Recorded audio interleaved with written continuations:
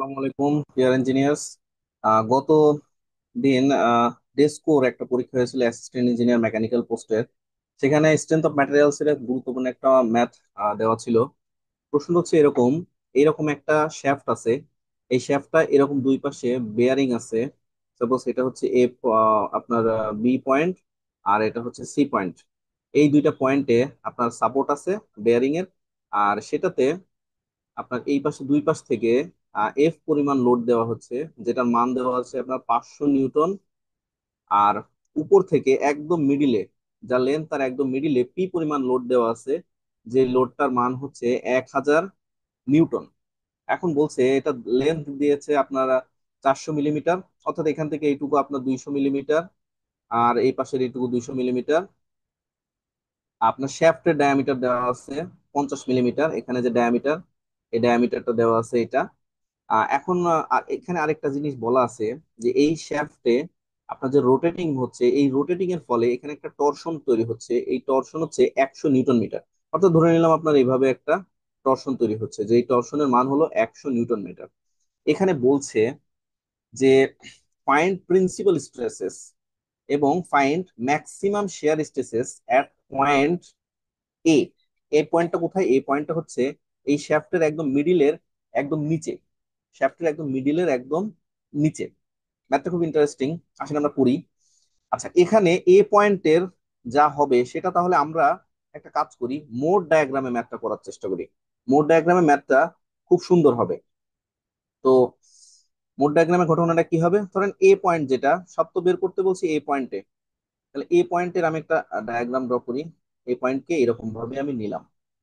যদি নেই, তাহলে এ পয়েন্টে কি কি রিয়াকশন হচ্ছে খেয়াল করে দেখেন। এ পয়েন্টে কিন্তু এফ, যে ফোর্সটা, এটা একটা কম্প্রেসিভ স্ট্রেস তৈরি হচ্ছে। যেহেতু ফোর্স হচ্ছে 500 নিউটন, সেটা একটা কম্প্রেসিভ স্ট্রেস হচ্ছে। সেই কম্প্রেসিভ স্ট্রেসটা ধরলাম এই বরাবর সোজা একদম, সেটা ধরলাম, এটার নাম আমি দিলাম সিগমা X1 দিলাম। এটা ওয়ান দেওয়ার কারণ আমি বলছি। আচ্ছা, এখানে হচ্ছে ভ্যালুটা আমি একটু পরে দেখি। তো সিগমা X1, এটার ভ্যালু কত হবে? এফ ডিভাইডেড বাই এ, সেটা কম্প্রেসিভ। আচ্ছা, আরেকটা জিনিস হচ্ছে খেয়াল করে দেখেন, আমি যে এই যে লোডটা দিচ্ছি পি একদম মিডিলে, এই পি লোডের ফলে কি হচ্ছে? এই পি লোডের ফলে আপনার এই যে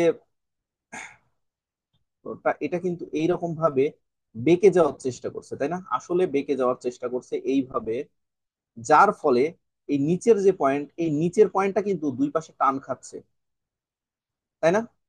একদম নিচের যে পয়েন্ট এ পয়েন্ট, এই পয়েন্টটা কিন্তু দুই পাশে টান খাচ্ছে। তাহলে এই টানটা কি? এটা মূলত আপনার বেন্ডিং এর কারণে হচ্ছে। এটা বেন্ড হয়ে যাচ্ছে, বেঁকে যাচ্ছে, এর কারণে মূলত এখানে একটা টান হচ্ছে। তার মানে এখানে একটা বেন্ডিং স্ট্রেস তৈরি হবে। তার মানে এখান থেকে আপনার কি দুই পাশে দুইটা বেন্ডিং স্ট্রেস তৈরি হবে। সেটা কি? বি সিগমা বি, যেটাকে আমি প্রকাশ করলাম, ধরেন সিগমা বি যদি বলছি, তো এটাকে আমি বললাম সিগমা X2। কারণ কি? এক্স ডিরেকশনে স্ট্রেসটা হচ্ছে। আমি মূলত এটা কেন করছি, আমি একটা স্ট্রেস নিব, টোটাল যা X1 X2 এরকম মিলে টোটাল যে একটা স্ট্রেস হয় সেটা বের করার জন্য। এটা মানে কি?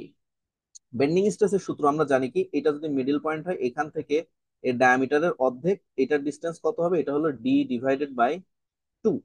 এটা এমনিতে সূত্র হচ্ছে My/I। এটা হচ্ছে বেন্ডিং স্ট্রেসের সূত্র। আচ্ছা, আর কি হচ্ছে? আর যে হচ্ছে সেটা হচ্ছে যে এখানে একটা শেয়ার কাজ করছে কিন্তু। কারণ শেয়ার স্ট্রেস কাজ করছে, কারণ এই যে টরশন দেওয়া হচ্ছে, যদি টরশন দেওয়া হয় তাহলে নিচেও কি এর এই এ পয়েন্টেও একটা শেয়ার কাজ করবে। এই শেয়ারটা কত?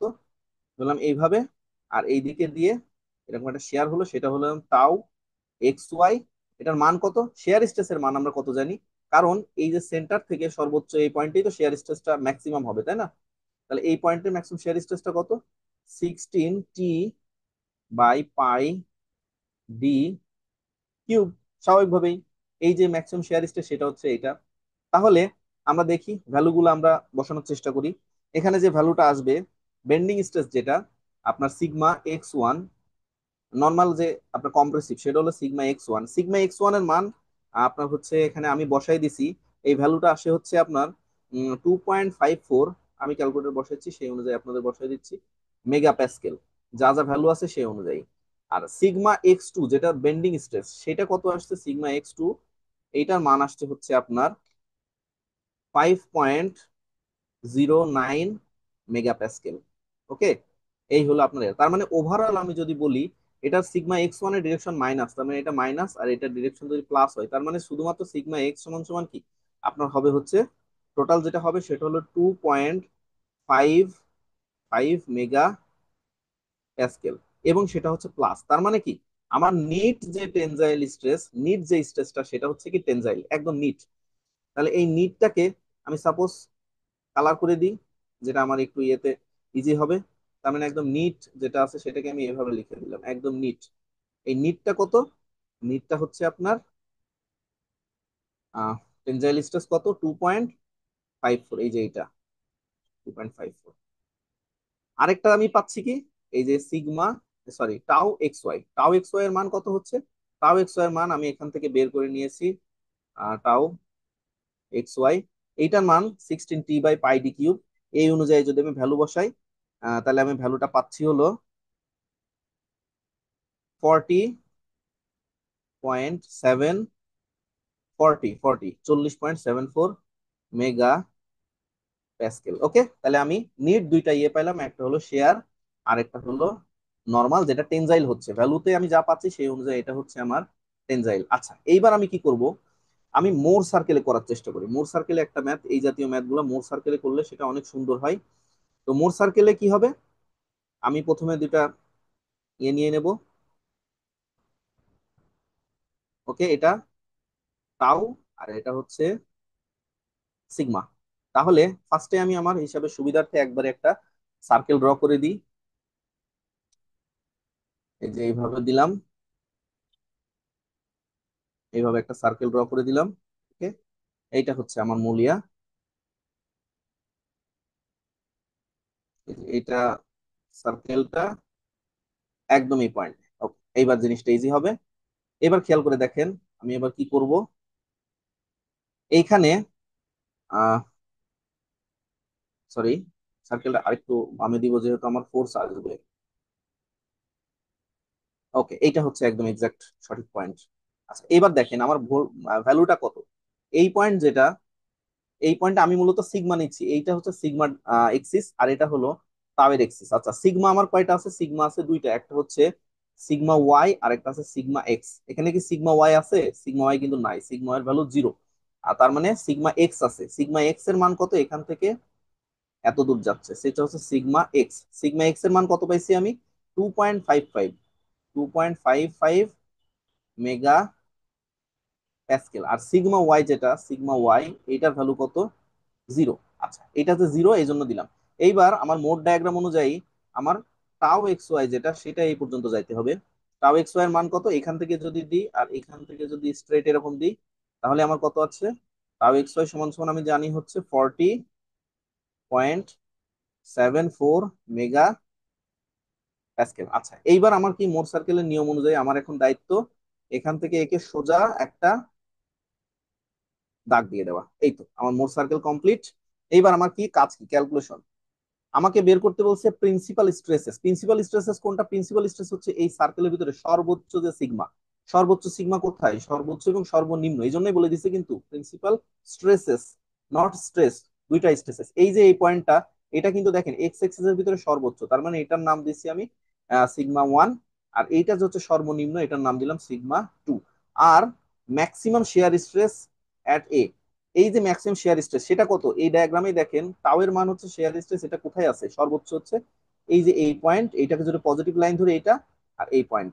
এখন খেয়াল করেন, এই যে 0 থেকে এটা ও 0, আর এখান থেকে হচ্ছে সিগমা ডানে, আর এদিকে মাইনাস, অর্থাৎ এই ডানে হচ্ছে টেনজাইল, বামে কম্প্রেসিভ, আর নিচে শেয়ার স্ট্রেস এক্স এক্সিস এর সাপেক্ষে ক্লকওয়াইজ, আর উপরের দিকে অ্যান্টি ক্লকওয়াইজ।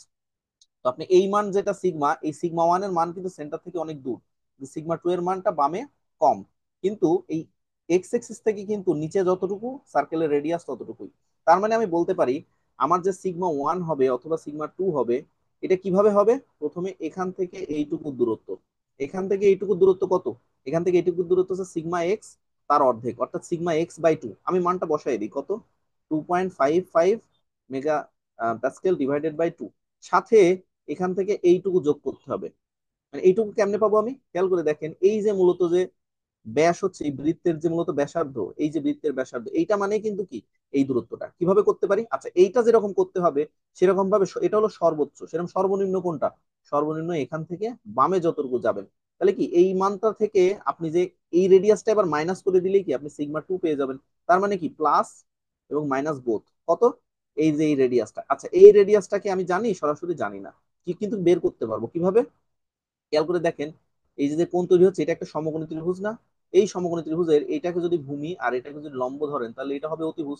তাহলে এই যে মূলত এখান থেকে যে দূরত্ব আপনার, মনে করলাম এটা পি পয়েন্ট, এই পি পয়েন্ট থেকে যে এর যে দূরত্ব, এই দূরত্বটা কি এই বৃত্তের ব্যাসার্ধ, সেটা আমি কিভাবে বের করতে পারি? তার মানে রুট ওভার ব্যাসার্ধ মানে কি এই যে এটা হলো ভূমি, ভূমি কত? ভূমি হলো আপনার সিগমা এক্স বাই টু, অর্থাৎ 2.55 ডিভাইডেড বাই টু, এটা স্কোয়ার প্লাস এই যে লম্ব, লম্বটা কত? লম্ব হলো টাও এক্স স্কোয়ার, অর্থাৎ 40.74, 40.74 স্কোয়ার।